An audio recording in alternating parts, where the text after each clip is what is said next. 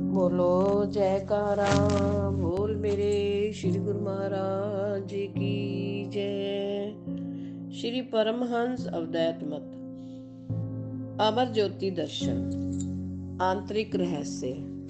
महापुरुषों के आंतरिक रहस्य केवल महापुरुष ही जानते हैं। वे अपने ध्येय पूर्वक तत्वदर्शी शिष्य को पहचानते हुए भी रूहानी जानशीन पर परमार्थ कार्य का उद्घाटन करते हैं, अपनी रूहानी शक्ति की दात समर्पित करते हैं। सन 1968 में श्री सदगुरुदेव जी महाराज श्री चतुर्पातशाही जी ने अपनी मौत से आप श्री पंचम पातशाही जी को श्री प्रयाग धाम में बुलाया। उस समय यातायात के साधन सुगम न थे। आप सरकारी काम के लिए गुना गए हुए थे। महात्मा परम योगानंद जी ने फोन पर श्री आज्ञा सुनाई कि जहां भी हो वहीं से शीघ्र श्री प्रयाग धाम आओ। आप सरकारी काम के सभी कागज पत्र गुना आश्रम में छोड़कर वहीं से सीधा श्री प्रयाग धाम की ओर चल दिए। ट्रेन में 2 दिन का समय लगता था। जो वस्त्र पहने थे उनसे ही वहां पहुंच गए। अन्य वस्त्र लेने श्री आनंदपुर नहीं गए। श्री सदगुरुदेव जी महाराज श्री कार पर विराजमान होकर बाहर से आए। आपको देखते ही प्रसन्न मुद्रा में फरमाया कि आ गए। पुण्य महात्मा दर्शन अलखानंद जी को बुलाकर कहा, आज हमें धुरदरगाही कार्य को पूर्ण करना है। आज्ञाकारी दृढ़ संकल्प एवं कर्तव्य निष्ठ तथा श्री परमहंस दयाल जी के मिशन के पूर्ण करता आ गए हैं। आप दरवाजे पर खड़े रहना, कोई भी अंदर की ओर ना आए, ना कुछ सुनने पाए। आप भी किसी को यह रहस्य नहीं बताना, गुप्त रखना। समय आने पर सबको विदित हो जाएगा। महात्मा दर्शन अलखानंद जी ने श्री आज्ञा से आपको श्री पंचम पातशाही जी अंदर बुलाया। श्री सदगुरुदेव जी महाराज के श्री चरणों में आपने दंडवत प्रणाम किया।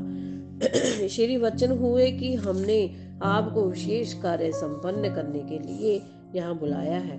आपने श्री परमहंस दयाल जी की मौज को पूर्ण करना है। महापुरुष भी परंपरागत सीना रूहानी उत्तराधिकारी को आध्यात्मिक शक्ति समर्पित करते हैं। श्री सदगुरुदेव जी महाराज श्री तृतीय पातशाही जी ने हमें आपके लिए वचन फरमाए थे। आपने परमार्थ का महान कार्य करना है। हमारी भी यही मौज एवं आज्ञा है कि आपको सब कुछ समर्पित कर स्वयं निश्चिंत हो जाए।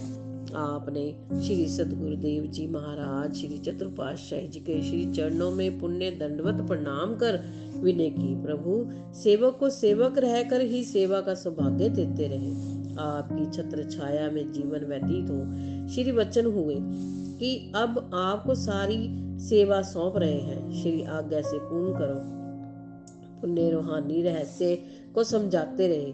एक दिव्य प्रकाश आपके चारों ओर हुआ और आपके अंतर में समा गया। पुण्य फरमाया कि इस रहस्य को अभी बाहर प्रकट करने का उचित समय एवं परिस्थिति नहीं है, इसे गुप्त ही रखना। श्री सदगुरुदेव जी महाराज श्री चतुर्पातशाही जी निरंतर पारमार्थिक कार्य को उन्नति देते रहे। अप्रैल सन 1970 में आप श्री अनंतपुर में विराजमान थे। सेवकों को आपकी सेहत सुकोमल प्रतीत हुई। सेवकों ने डॉक्टर को बुलाने के लिए श्री चरणों में विनय की। श्री वचन हुए कि हमारी सेहत डॉक्टरों की दवाइयों से कदापि ठीक नहीं हो सकती। यह सब श्री परमहंस दयाल जी के हाथ में है, उन्हीं का आधिपत्य है।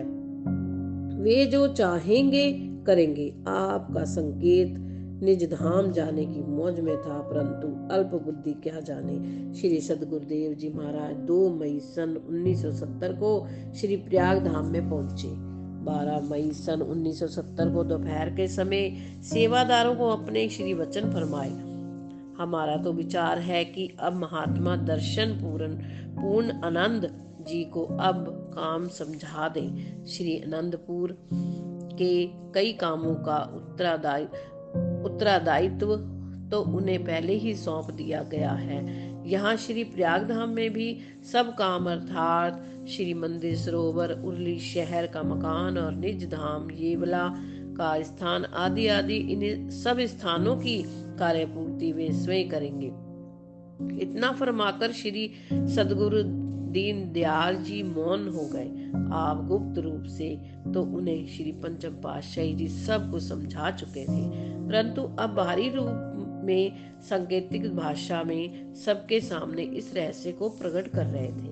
20 मई सन 1970 बुधवार के दिन श्री सदगुरुदेव जी महाराज श्री चतुर पातशाही जी ने निजी मौज से महात्मा परम योगानंद जी को समीप बुलाकर कहा कि महात्मा दर्शन अलखानंद जी को बुलाओ।